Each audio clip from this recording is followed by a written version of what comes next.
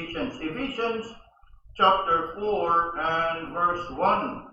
And let us read this one verse in unison, in one heart and in one voice. I, therefore, the prisoner of the Lord, beseech you that ye walk worthy of the vocation wherewith ye are called. In all of the apostles' letters, one thing you would notice is the beautiful balance between doctrine and duty. Doctrine and duty. And that of principle and practice. Doctrine on one hand, duty on the other. Principle on one hand, practice on the other. The Apostle Paul's letter to the Ephesians is one best example. Listen carefully. Is one best example of this balance. Composed of 6 chapters, the letter was equally divided, with the first 3 chapters dealing with doctrine, wherein the Apostle Paul wrote about the richness in Christ Jesus, while the second half, beginning in chapter 4, 5, and 6, Paul deals with duty. That is our responsibility in Christ. Listen carefully. Ephesians is made up of 6 chapters. First half, chapter 1, 2, and 3, Paul deals with doctrine. And all this doctrine would remind us of our richness in Christ. Remember this, doctrine, richness in Christ. The second half, chapters 4, 5, and 6, Paul discussed to us our duty, and that is our responsibility in Christ. Okay? Doctrine, richness in Christ. Duty, responsibility in Christ. Now think about it. Listen carefully. Think about it. Unless people know the reason for what they should do, most likely they will not be committed to doing it. Unless people know the reason for what they should do, most likely they will not be committed to doing it. Take, for example, the giving of our tithes and offering unto the Lord. Why do we do it? Why do we do it? Obviously, it is not because we are generous or we have more than enough and we just want to give. But it's all because there is a teaching, there is a doctrine, there is a command or an instruction of which we have been taught, of which we have learned, and of which we are committed to follow and obey. Nakuha natin mga ito? The Apostle Paul knows this very well. The Apostle Paul knows this very well. That he would always begin his letters writing and teaching about doctrine, and thereafter challenge and call upon his readers of their duty to respond.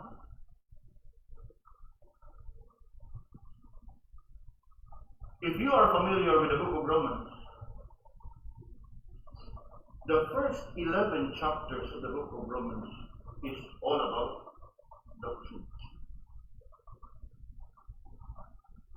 All the richness in Christ is all in there. In fact, the rest of those that we will find in another letters of Paul, most of them have also been covered by Paul in his letter to the Romans.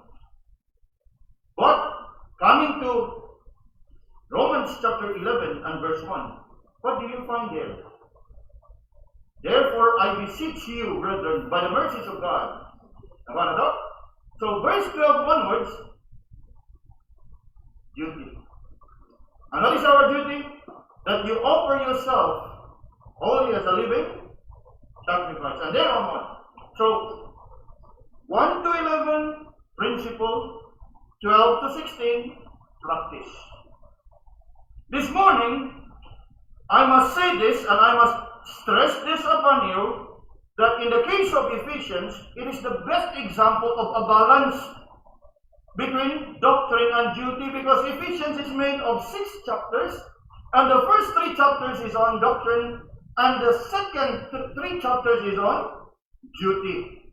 And this is what I say as a balance, and something that we need to understand, something that we need to realize, that while on one hand, we need by all means to continue in sound doctrine, but that sound doctrine has to be coupled by duty in order for it to be balanced.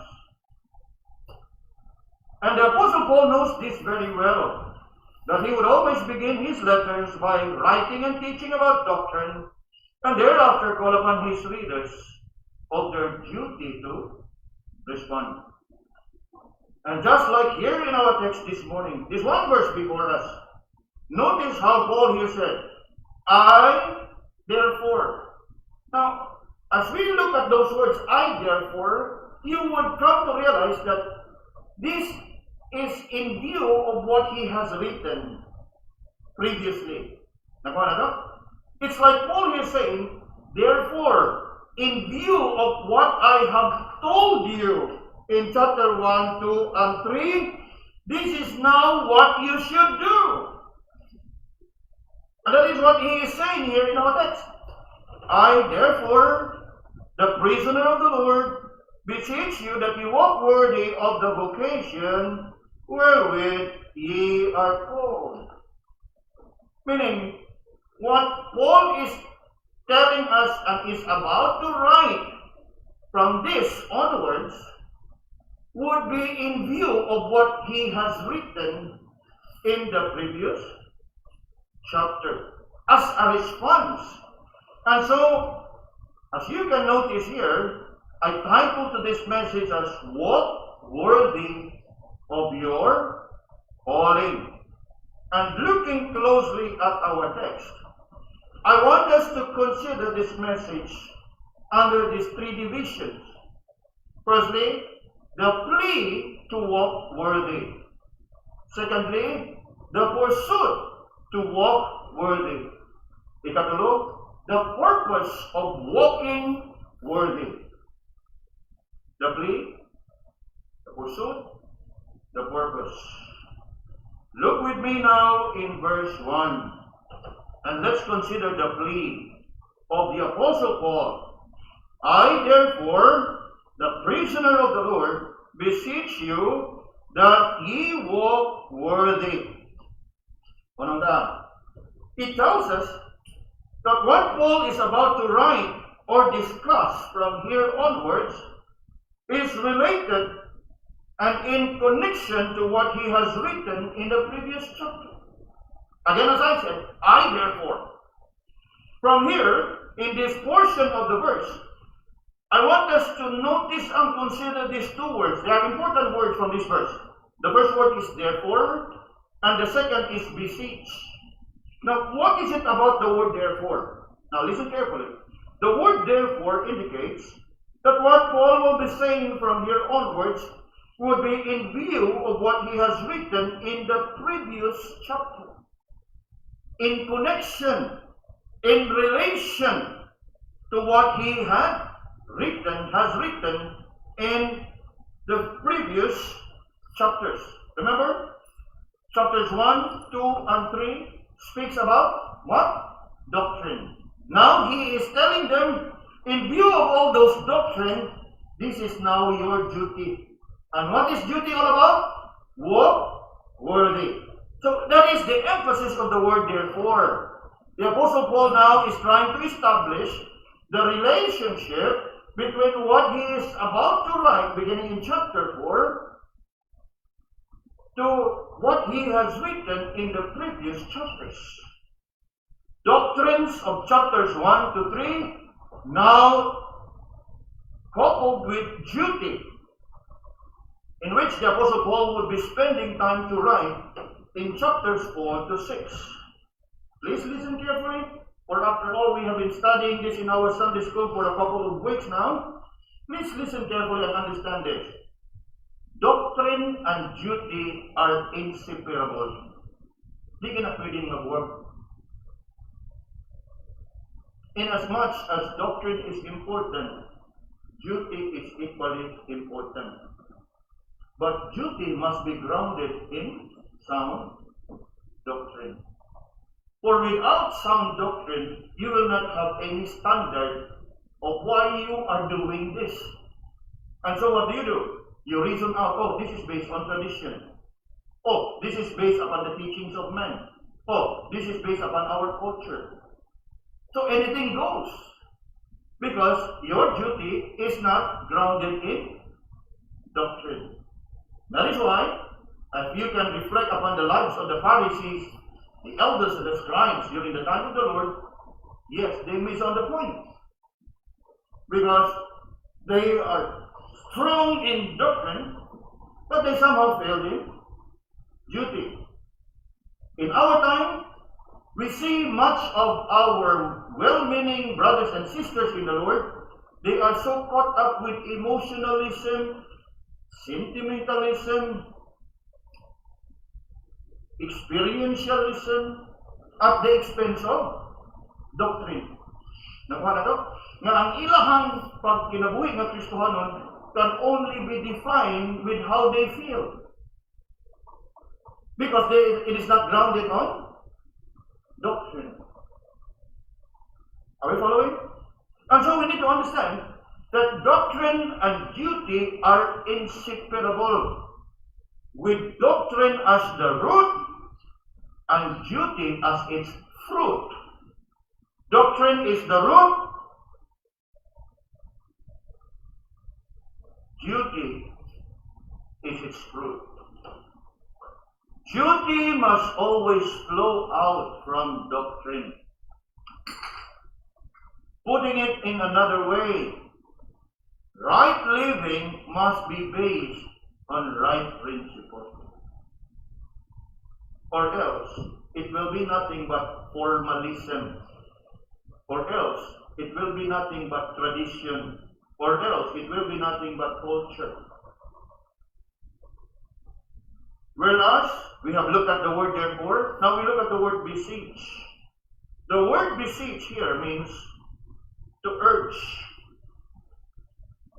And Paul indeed is urging the believers here on how they should respond to the precious truth and doctrines that he taught in chapters 1 to 3.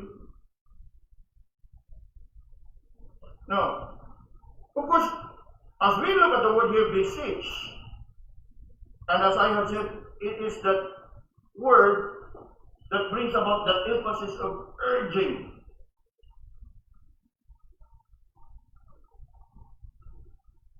Oftentimes what comes to mind is exhorting, encouraging. Yes, the idea is included in this verse. But the central idea of the verse is not just exhorting and encouraging, because it actually involves pleading. That's why our first point is the plea to walk worthy. Pleading. In other words, Paul is not just telling them to walk worthy. He is pleading. And to be able to appreciate it even more, he's not just exhorting and encouraging them as if he's telling them, you may or may not walk worthy.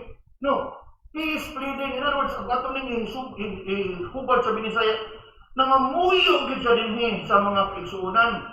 He is pleading and urging them, even begging them to walk worthy of that calling.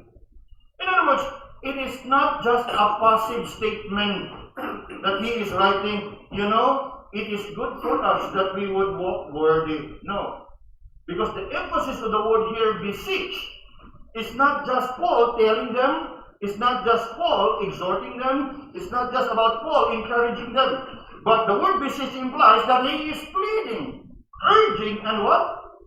Begging. Perhaps we are familiar with the word appeal.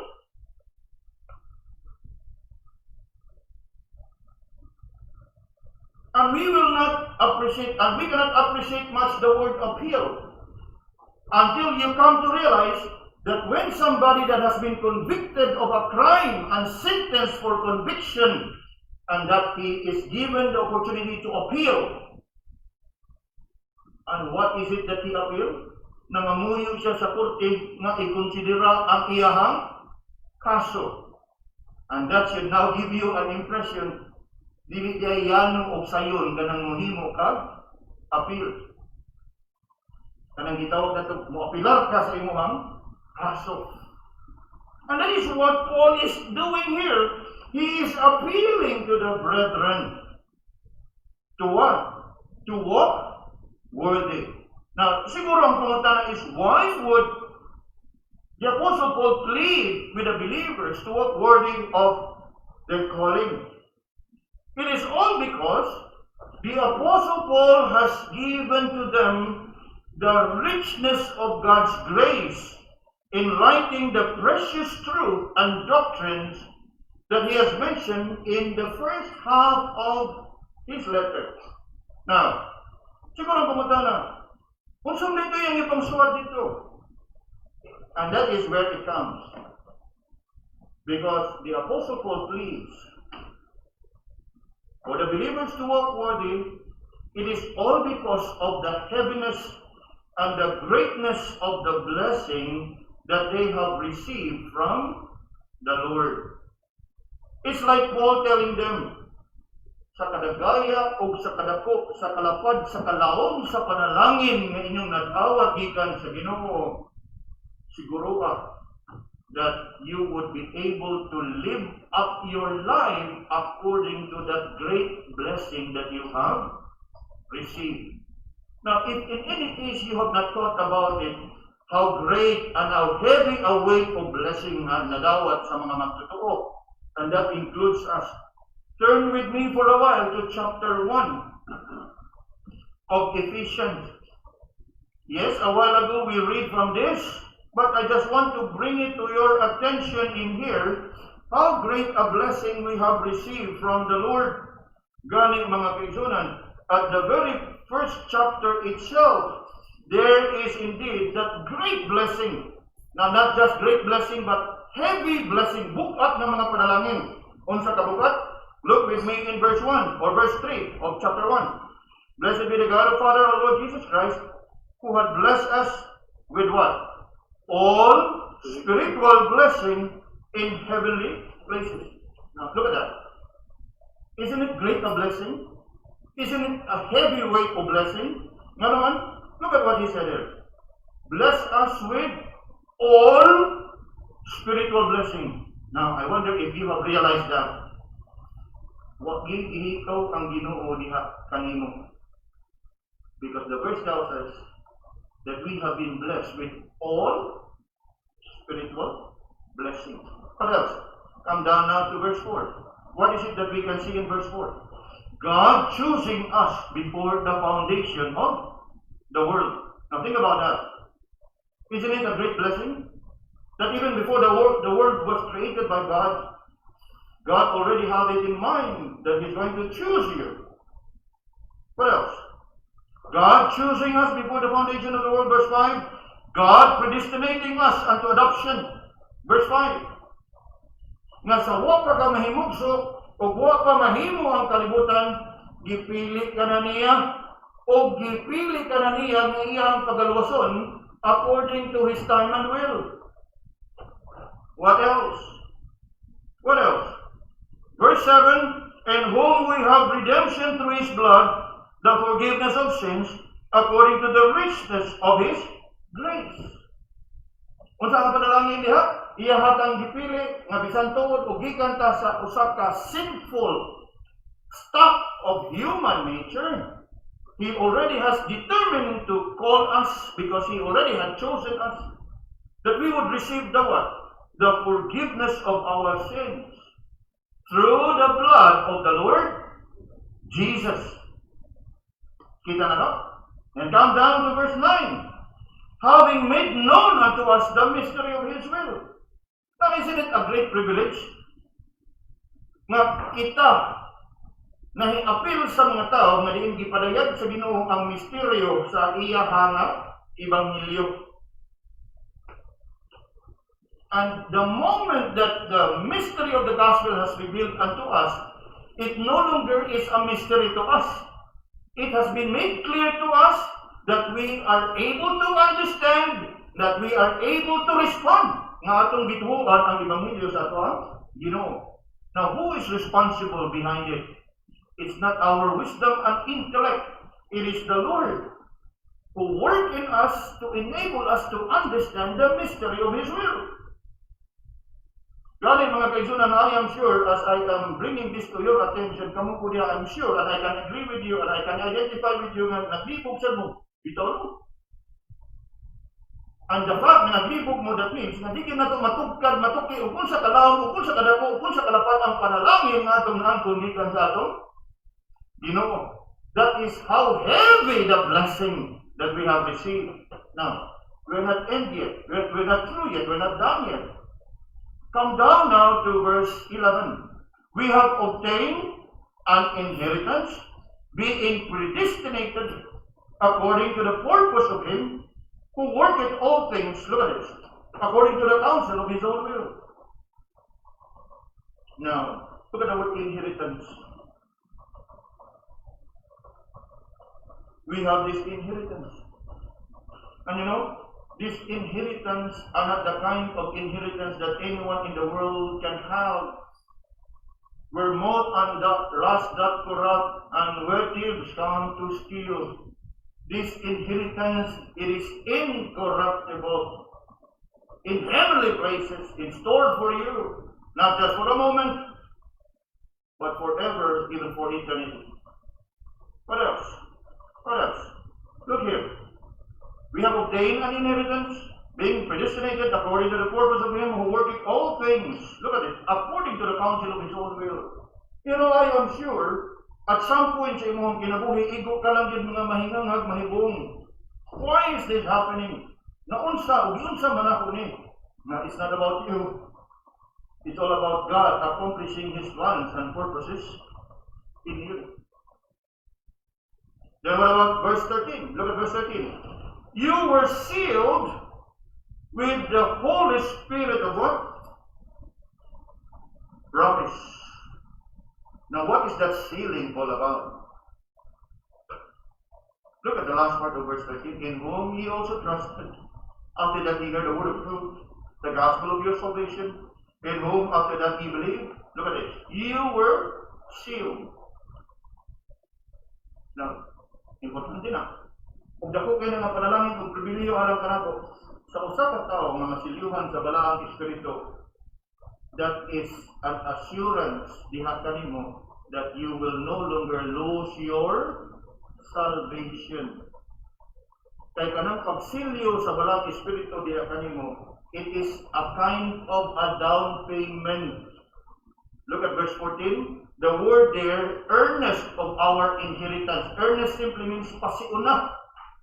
Pasiuna nga panalangin sa entero nga inheritance nga atong maangkon, obviously in reference to our inheritance in heaven. Are we following mga kaibigan? And this is what Paul is telling us. Blessed be God the Father and Lord Jesus Christ, who have blessed us with all spiritual blessings. Because spiritual blessings, these are the kind of blessing that is heavenly. They are for eternity. Now, pause for a moment and reflect. Dili ba bungkag kaini siya ng mga panalangin? Now, we are not done yet. Fast forward, chapter 2. What are the blessings in chapter 2? Verse 1 tell us, He quickened us, meaning He made us alive. Ngayon, why is it that God would have to make us alive? Because we were once what? Dead in trespasses and sins. Now, kinsay makahimo ana? No one. Only God. What else? What else? Now, of course, the preceding verses 2 and 3 reminds us of the kind of life that we used to live. Back then, we were yet dead in sin and in trespasses. Nga nang kinabuhi kita subay sa pagkinabuhi diha sa kalibutan. Look at verse 2. And verse 3, among whom we also had our conversation. What kind of life? Look at verse 3. In the time past, in the lust of the flesh, fulfilling the desires of the flesh and of the mind, and were by nature children of wrath, even as others. That is the kind of life that we live. And that is who we are. Now, isn't it a great blessing? And how as kita diha kamatang na pagkinabuhi? We were once dead in our sins and trespasses until the Lord made us alive. Quicken us. Come down now to verse 5. Not only that He made us alive, look at verse 5, He raised us up together and made us sit together in heavenly places in Christ Jesus. Verse 5 and 6. Huwag lang kaniya hamuasa sa imong pagkamakasasala o gihatagan o bako nga kinabuhi, gisiguro pag yun niya nga na kay lugar dito sa iyang gingharian sa langit. Look again, verse 5 and verse 6. Even when we were dead in sin, had quickened us together with Christ, and verse 6 now, and raised us up together, and made us sit together. Where? Where will we be sitting? In heavenly places. Karang nakamutan na. Niabot na ba dito? Wapa. Pero this is something that we can be sure of. Nga inigbiyan na ito nining kalibutan na asa ta? Wow. Sitting where? In heavenly places. Now, isn't it wonderful? Isn't it amazing, mga kaibigan? Now, it's not over yet. Look at verse 7. That in the ages to come, He might show the exceeding riches of His grace in His kindness toward us through Christ Jesus. Gani, perhaps the most popular of the blessing and the most significant of the blessing here that we can think of and we can always, we are familiar with is when Paul said in verse 8, for by grace are ye saved through faith, not of yourselves. Look at that. It is a gift of God. Now, munang kayo. That blessing in itself is so heavy and great a blessing. Nakuha na daw? It is so great and heavy a blessing. For without the grace of God, no one is able and no one will be able to save himself. The Bible makes it clear in that verse. It is the gift of God. Then, verse 9, para pagsiguro yun.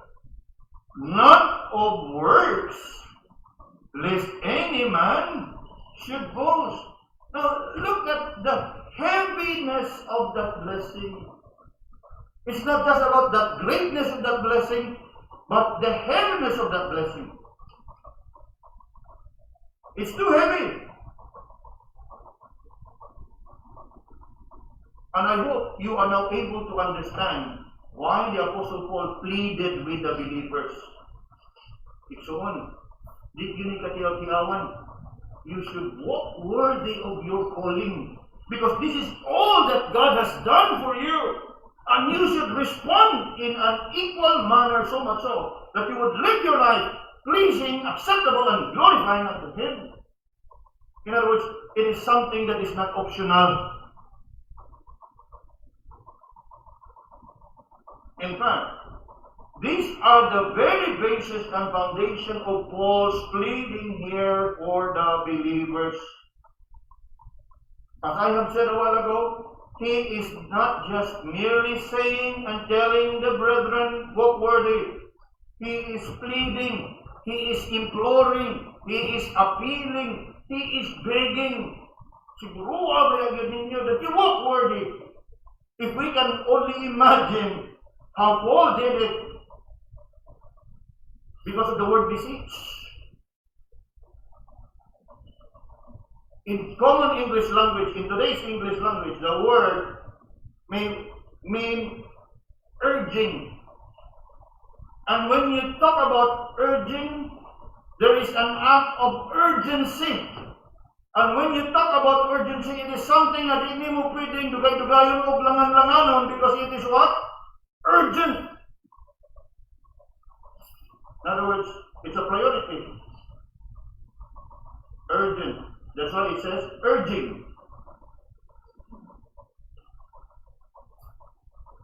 It is of great importance. It is of great significance. And we need to understand, kaya mo malagi, the challenge with us is when we read the scripture, beseech. And in fact, that's also a challenge of a pastor or a preacher, to really explain, not just to explain, but to really express the emotion behind the word. Or else, it's going to be a mere lecture. Nakuha na ito mga kaisunan? Huwag ka na, Pastor Igor, ganin malangan kita. Katumang ginamutin kayan, para masaktan din nato kanan. Kaya nga lang, nung sa dispolia, di bisit. Ano ang bisit? Di bisita? Na, sa'yo. Nakuha na ito mga kaisunan? Yes. We don't just parrot what the Bible says. Now, that's the duty and the responsibility of the pastor and the preacher.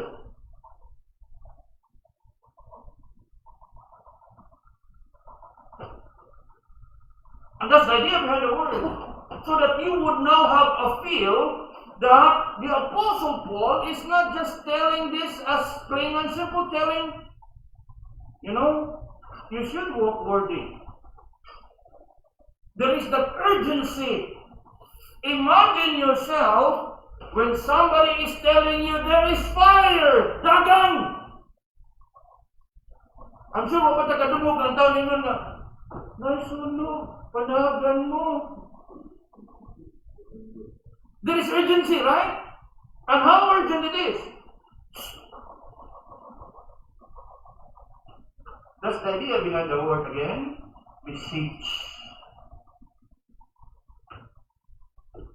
I cannot afford to just read through the verse without explaining that verse for you because we will be missing a lot if not for that word to be expounded.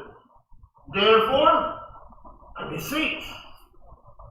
Because it implies urgency. He is pleading.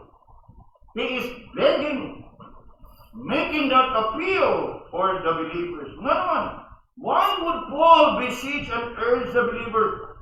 Now, come to think of it, I am sure we know very well the life story of Paul.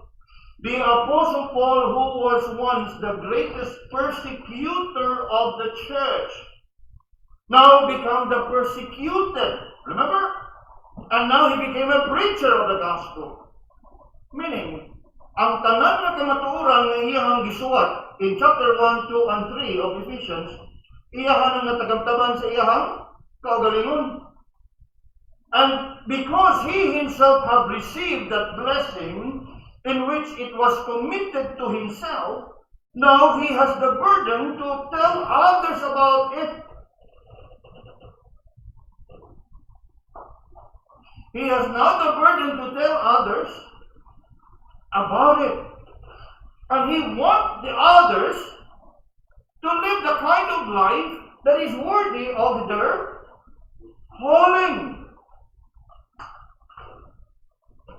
And that is why, listen carefully, that is why the Apostle Paul here is compelled to plead, to beg, to make that appeal to the believers to do the same. He is not just saying this as a statement of fact, to inform them or to let them know. He is actually pleading passionately for the believers to respond. And how they should respond? Walk worthy. So that is the plea to walk worthy. Now we move on. The pursuit to walk worthy. The pursuit. Reading about the pursuit is to strive, to pursue after. The word walk in the Bible especially in the letters of Paul, it is frequently used to refer to our conduct or manner of life. That is the idea behind the word walk as it is used in most of Paul's letters. It is a word that you would oftentimes find in many of Paul's letters. In fact, in his letter to the Ephesians, the word walk is the key word. Okay? The word walk is the key word on the duty part. Remember? The book of Ephesians is divided into two. First 3 chapters, what? Doctrine. The second 3 chapters is what? Duty. And the word walk is the key word on the duty portion of his letter. Aside from our text in chapter 4, verse 1, notice you would also find it in verse 17 of the same chapter. Look at verse 17 of chapter 4. This I say therefore, and testify in the Lord that ye henceforth, what's the word? Walk not as other Gentiles walk in the vanity of their mind. Come down to chapter 5 and looking at verse 2. Chapter 5 and looking at verse 2. And what does it say? Walk in love. Notice the word walk. Then come down to verse 8. What does verse 8 say? Tingnan there. Ye were sometimes darkness, now ye are light in the Lord. And then what? Walk as children of light. Then come down to verse 15. Verse 15. See then that ye what? Verse 15 of chapter 5. See then that ye what? Walk circumspectly. So in all these verses, what does it tell us? It tells us of our duty. And what is our duty here? Walk in love, walk in truth, walk in light. That is our duty. In fact, even in the doctrine part, you would find it in chapter 2 and verse 10. Look with me in chapter 2 and verse 10. Tingnan nila, for we are his workmanship, created in Christ Jesus unto good works, which God had before ordained that what? We should walk in them. So the word walk is the key word in this portion of Paul's letter. And you can see it for yourself that it is frequently used to refer to our way of life, to our manner of life, to our lifestyle. That is the idea behind the word walk. Now, the third word I'd like us to see in here is the word worthy. A while ago, in our first point, we've looked at the word therefore and the word beseech. In this second point, we're going to deal much on this word walk and worthy. We already have considered the word walk. Now we consider the word worthy. The word worthy has the idea of living to match our possession and condition in Christ. To match our condition and position in Christ. Meaning, nga ikaw magkinabuhi og magkataw, nga subay og uyon, kaom sa imuhang pagka-Kristohanon. Are we following? Now, please listen carefully. Because as we look at the verse, the Apostle Paul here makes his plea for the believers to walk worthy of their calling. It is all because he knows how precious and how heavy a weight of doctrine and how heavy a blessing that we have received from the Lord. I am sure naka-experience kita niya ni nga sometimes makadawat kita usa ka mahalon o bililhon kaayo nga mga gasa o blessing nga diin inikhatag kana kanato mingon ang maghatag ang pinili at yun niya. You follow? Ang pingin ba yung nila? Mahal ba yan? Bantayin ba yung nila? That is what Paul is trying to tell us here. Walk worthy. Ang pingin ang imong testimony. Ang pingin ang imong witness. Because bukas kayo ng mga panalangin ang gihatag sa Ginoo diha. Ayaw pinamangit, ayaw tiaw-tiawit, ayaw pakauawit, but rather what? Walk worthy. Matapos, kung kamayan ka, deserving ka. Of course, we know that we are undeserving, unworthy. Yet by the grace of God, we have received it. And so what must we do now? We must strive and give our best to correspond to the greatness of that blessing that we have received from the Lord, isn't it? And that is what we are going to look here. No? The Apostle Paul is passionately pleading for the believers to walk worthy of their calling. It is all because he himself knows how precious, how heavy a weight of blessing that believers receive from God through the Lord Jesus Christ. And all this he has written for them and for their knowledge and learning in the first half of his letter. Now, let's spend some time to consider this walk worthy. You know, as we think about Paul here talking about walk worthy, it simply is about trying to balance the scale. It is about trying to balance the weight to make it equal. I'm sure we are familiar with the weighing scale. Not the modern weighing scale, but the old ancient weighing scale that is being suspended with two equal sides.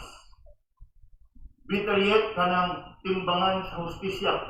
Are we familiar with it? Timbangan sa hustisya. So, it's an ancient weighing scale that has two equal sides. Now, consider for a moment, Paul is telling us here, walk worthy.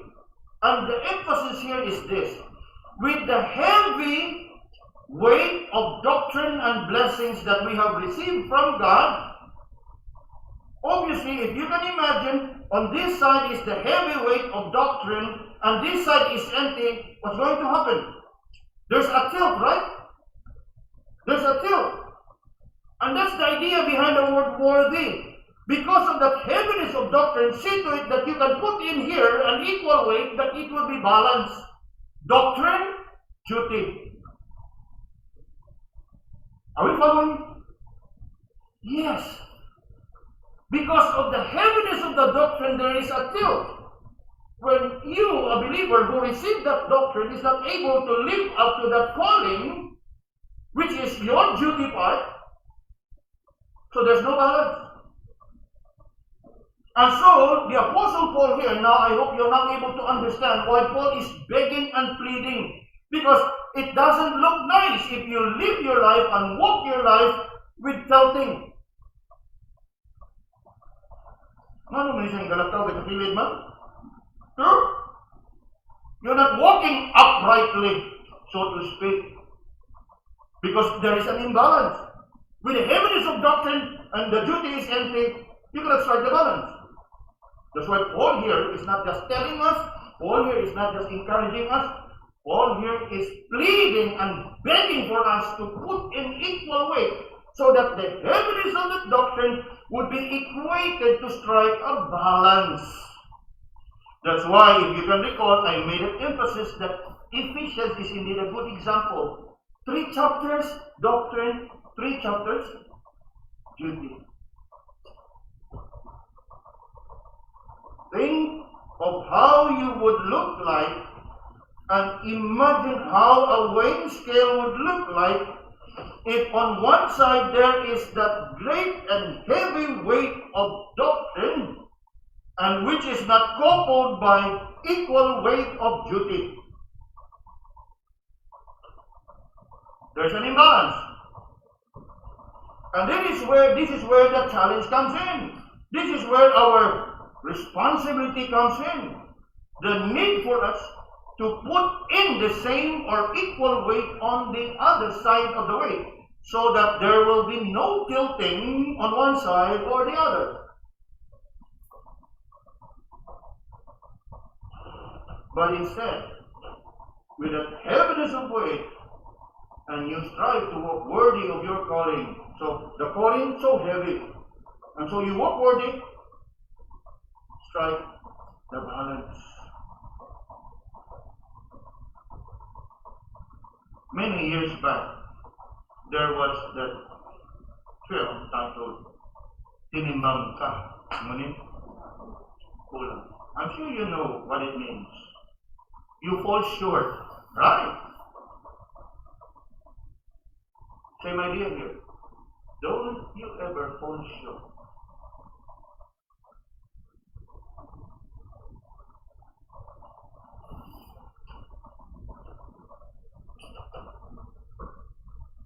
The Apostle Paul here is pleading for us, begging to always put on an equal weight in reference to our duty that should correspond to the precious weight of doctrine. For if not, there will always be the tilt. And it is in this manner, please listen carefully, it is in this manner, if we are able to walk worthy, that we are able to conduct ourselves becoming of our calling. Becoming of our calling. You know, mga Pigsunan, sad as it is, what we often hear or see today is conduct unbecoming, not conduct becoming. That's another word that we can think of in terms of worthy. Walk worthy. You conduct yourselves becoming of you being a Christian. So, by walking worthy, we are able to conduct ourselves becoming of our calling. And that is the emphasis here of Paul. With the heaviness of blessing that we have received and benefited from the Lord, there is a challenge for us to balance. The Apostle Paul, in his letter to the Philippians, also conveyed the same idea. Turn with me for a while to Philippians chapter 1 and verse 27. Philippians chapter 1 and verse 27. Look at what it says. Are we all there? Philippians chapter 1 and verse 27. Natatanan niya. I don't want somebody to be left behind, so we can learn all together this wonderful truth. Philippians chapter 1 and verse 27, Paul here said, only let your conversation as becometh the gospel of Christ. Look at that. Conversation means our manner of life. Another word is walk. Right? Conversation, our manner of life. And what is it about our manner of life? Let it be that your conversation and your manner of life or your walk be as becoming of the gospel of Christ. The idea is the same. The word becometh here has the same idea as the word worthy. So it's just like Paul telling us here, only let your walk be worthy of the gospel of Christ. Now, what is it that the Lord used to call us? Isn't it the gospel of the Lord? Same idea.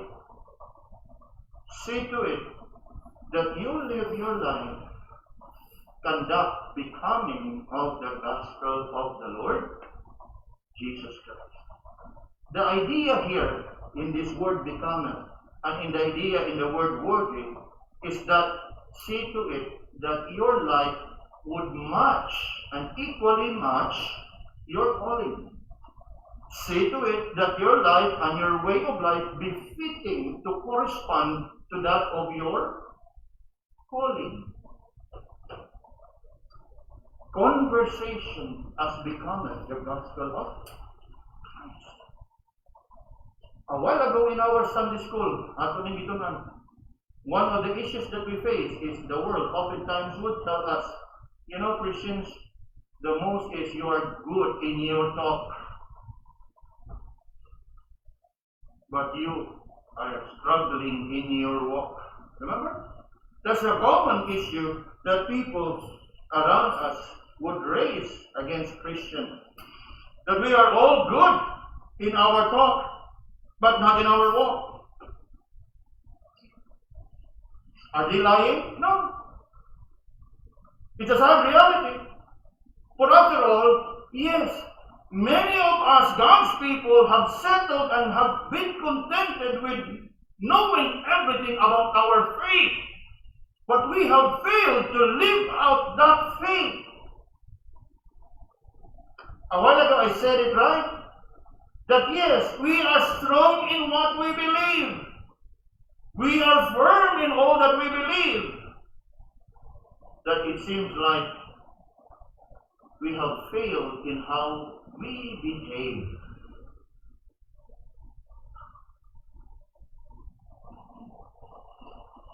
As I often would tell you, realize that the people in the world and the people around us would rather believe in what they see rather than in what we say. In other words, mas mutuko sila sa ilahang makita sa itong mga kinabuhi kaysa kung unsay atong isulti ngadto kanila. Yes, that there is indeed the need for us to walk worthy. Because in walking worthy, it is when we are able to strike the balance that our talk is evidence in our walk. Doctrine, duty. No guilt either on any side. And that is something that I'd like us to understand, mga kaibigan. Because after all, that is what the Apostle Paul is telling us here. Yani, one more verse before we move on to our last and final point. Titus chapter 2. Titus chapter 2. And verse 10. Titus chapter 2 and verse 10. Look here. Nakatanan? Titus chapter 2 verse 10? Now, let's look at Titus chapter 2 verse 10. Not purloining, but showing good fidelity, that they may what? Adorn the doctrine of God, our Savior, in all things. Now notice here what Paul said, that they may adorn. Now obviously we know the word adorn, right? Adorno. Nga ang atong kinabuhi, mao'y adorno sa doktrina, sa mga pagtulunan, sa kamatuoran, sa atong Ginoo ug manluluwas. That they may adorn the doctrine of God, our Savior, in all things. Now listen carefully. The idea here behind the word adorn is that our conduct or our way of life must serve as a decoration to display the doctrine of the Lord Jesus Christ. Now, isn't it this what we are learning in our Sunday school? That the end of all commandment is what? Charity out of a pure heart, of good conscience, and of faith and faith. That our life would adorn, meaning to decorate, to display, to evidence. To evidence. Magpamatud, to testify, to witness of the doctrine of our God and Savior. That's the idea behind the word adorning. Ano man? Without you realizing it, if our life indeed would be that of becoming of the gospel, walking worthy of our calling, and adorning the doctrine of God, other people looking and watching our lives may admire and even desire to have it in their own lives. Remember what the Lord Jesus said to his disciples? Ye are the light of the world. Let your light so shine that they may see your good works. Your good works. Remember Ephesians 2:10? For we are workmanship unto good works, that we should walk in them. Remember? Let your light so shine, that they may see your good works. And what? Glorify the Father in. Yes. The plea to walk worthy. The pursuit to walk worthy. Now we come to the last point. The purpose of walking worthy. Purpose. Now, of course, we divided it in 3 points, but as you can see, we try to draw out the message from the word itself. We have looked at the therefore, we have looked at the beseech, we have looked at the walk and the worthy. Now we focus on the word vocation, wherewith ye are called. The word vocation there also is actually of the same meaning as calling. Your vocation or your calling in which you are called. That's the very purpose of walking worthy. And what is it all about? Yes. A while ago, we have learned one after another of the precious lessons of truth and doctrine on the first part of Paul's letter, and of God's choosing us, and of God's predestinating us. Now think about that. Even there's 2 blessings. God choosing us, and God predestinating us. Now, we may not be able to really expound and explain and elaborate everything behind this mysterious doctrine, mga kaibigan. And we ourselves may not be fully comprehend everything about God's choosing and predestinating upon igo na alam ka na ako, nga ang pulong sa Ginoo, nasulti ka na ako, nga gipilit ko sa Ginoo. That's the problem that we encounter with some of our brethren in other orientations and of other traditions, other than our Reformed faith. Because the moment you talk about election and predestination, they cannot just take it. Alisod na sila diha, kaya sila yung luwas. No, we're not saying na kita yung luwas. Anyone that is chosen of God, they are saved. Because they are inclined to believe that they get saved the moment they believe in the Lord. Meaning, sila mo'y tinugdan sa ilahang kaluwasan because they are the one who made the choice. What they fail to realize is that they were able to believe in the Lord because it is the Lord who worked in them, enabling them to believe. Yes. For how can we deal with these verses if God did not choose us? The Bible says so. That's why I say, dili man siguro nato matugkad ang tanan mahitungod niini nga magtulunan og doktrina on election and predestination, but it suffices that the Bible is clear in saying that it is God who chose us and that it is never we who choose God. Are you following? Now, dili kang matuo, I pray na one day soon your eyes be open. But as for me, and for all of us, I believe, we know this very well. That we are saved because, in the first place, God chose us. He predestinated us.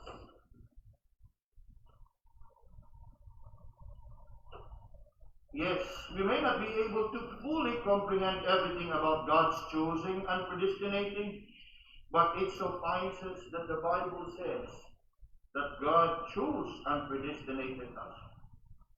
Then, somewhere in time, God calls us. Now, listen carefully. We are now in the last stretch of this message.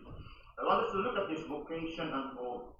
We don't have the time to elaborate on this, but there is what we call a general call. Please listen carefully. There is what we call a general call, in which the gospel is proclaimed to people. Then there is the second call that we refer to as the effectual call, in which some of those who heard the gospel is able, as they are enabled by the Holy Spirit, to respond to the gospel call.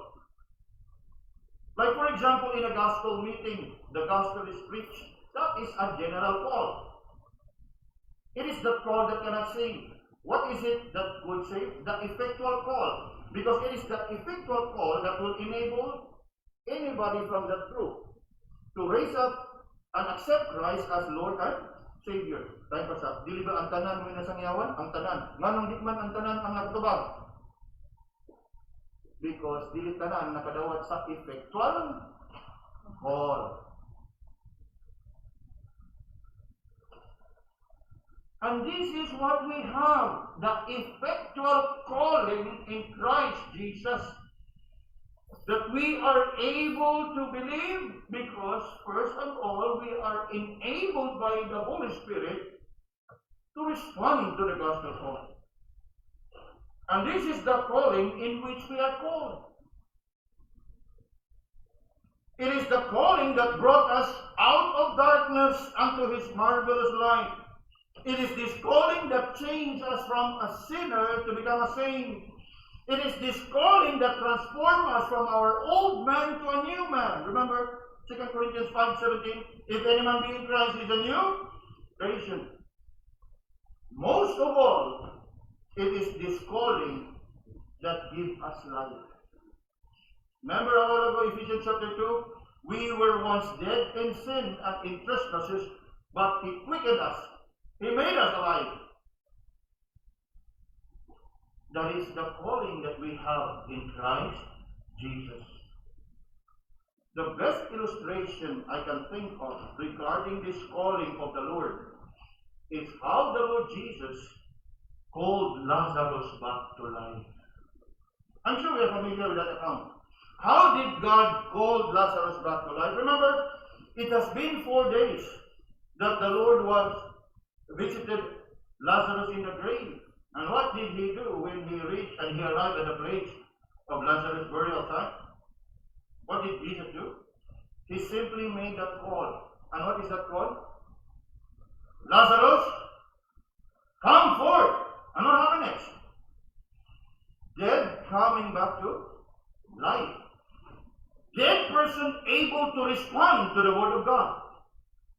Dead person able to respond to the call of God. Gani mga kaigsunan, ako lang yung gi-imagine ba? Kung pananlit o ningon lang ang Ginoo at wabit o gi-mention nga Lazarus come forth, ang tanang patay, come forth. But it was specific, it was particular, it was individual. And that is the kind of calling that we have. Personal, particular, individual. We are individually called. And how have we been called? By the word of God. Faith cometh by hearing, and hearing the word of God. And you know what? We are able to respond like Lazarus, not because we can understand, but because of the power of God. How can a dead person respond if not for the power of God to raise him up? Are you following? The same calling that we have received from God. We were dead in sin. How are we made alive? How are we able to respond? The power of God. It is He who enabled us to respond. And so what happened? Out of darkness unto His marvelous light. From a sinner to become saints. From an old man to an old person or old self, now we become new in Christ Jesus. We were once dead in sin and in our trespasses. Now we are alive in Christ. That is the vocation. That is our calling. Yes, that is the calling of God. Listen carefully now. Purposed and planned by God. And the same calling that was preached and proclaimed. And the same calling that we heard, believed, and received. And to which we have responded in faith by the working of regeneration.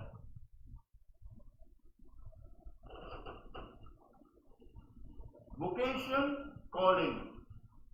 It is of God. Walay ato anak. What a privilege it is to be called by God. That's why I hope you are now able to really see how important it is for us to really walk worthy of our calling. Because of that great privilege to be called by God. Because of that great privilege to be chosen by God. Una sa tanan. When was the choosing done? before the foundation of the world. Because of the great privilege of having predestinated of God, of the great privilege that we have been adopted, that we be acceptable in the beloved of God. There's nothing from us in all those blessings. It is all of the Lord that He poured out unto us according to the good pleasure of His will.